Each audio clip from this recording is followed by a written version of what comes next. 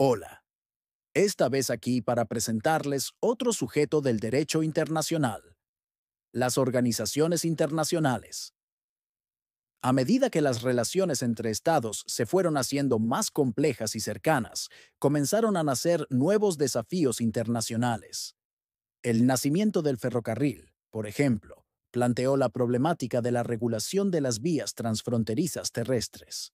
Responder a estos desafíos dentro de un marco puramente nacional era imposible, lo que impulsó a los gobiernos hacia nuevos lazos de cooperación que comenzaron a expresarse de manera institucionalizada. La Comisión Central para la Navegación del Rin, en 1831, y la Comisión Europea del Danubio de 1856, orientadas a la gestión de esas vías fluviales, fueron la semilla de las actuales organizaciones internacionales. Casi en paralelo, nacían las primeras uniones administrativas para trabajar sobre asuntos eminentemente técnicos. La Unión Telegráfica Internacional de 1865, seguida por la Unión Postal Universal y la Oficina Internacional de Pesos y Medidas.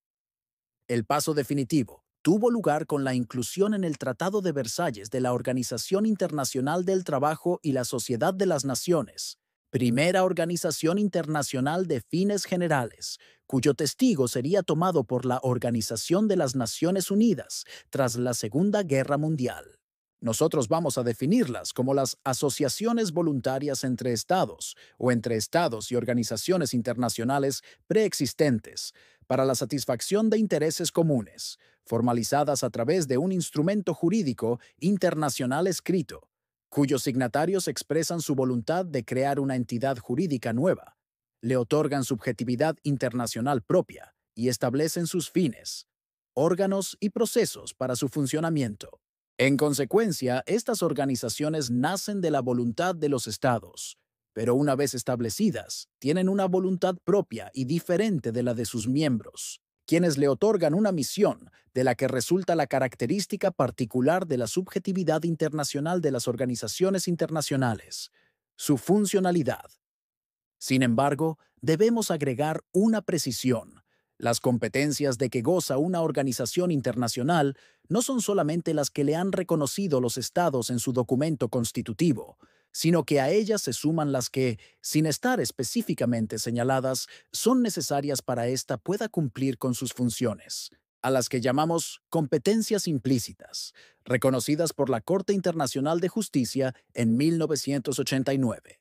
A las competencias que surgen de estas dos fuentes, deben agregarse las que nacen de las reglas de la organización, entendidas como las normas creadas por ésta a través de sus decisiones, resoluciones y demás pronunciamientos adoptados de conformidad con su instrumento constitutivo o mediante una práctica bien establecida.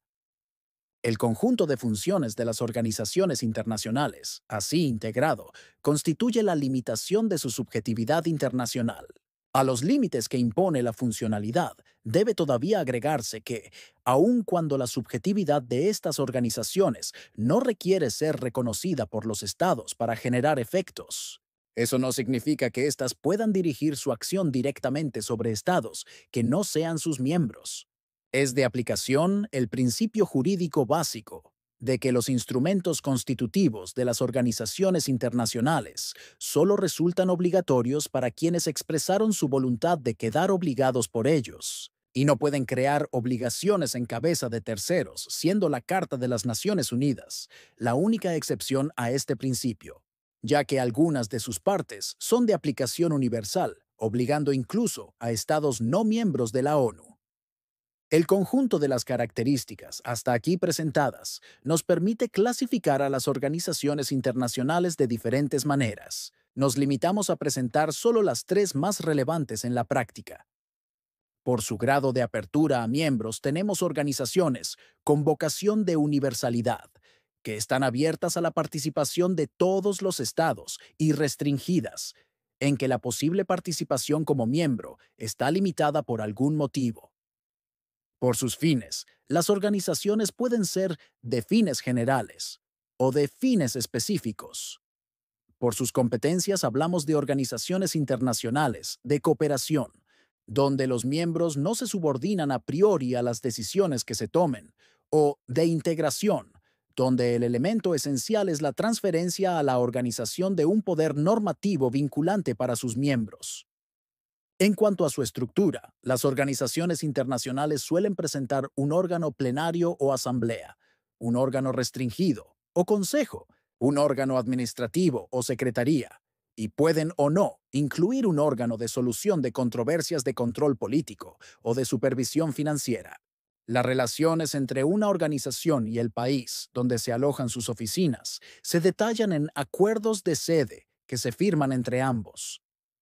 Finalmente, es importante destacar que las organizaciones internacionales no deben ser confundidas con otros entes informales creados por los gobiernos, como el G7, el G20 o el Grupo de Río, que son en realidad reuniones internacionales que carecen de un tratado constitutivo y de una estructura propia, y quienes participan en estos grupos no han pretendido otorgarles el carácter de sujetos del DI. Para terminar, señalemos que el surgimiento de las organizaciones internacionales ha traído cambios de fondo al derecho internacional, ya que, como lo destaca Remiro Brotons, su llegada ha introducido una mayor democracia en la elaboración y aplicación de las normas internacionales. Ha promovido la socialización, mediante la potenciación del involucramiento de diversos actores internacionales, y ha humanizado el derecho internacional. Espero haberlos ayudado con este tema. Nos vemos en la próxima pastilla internacional.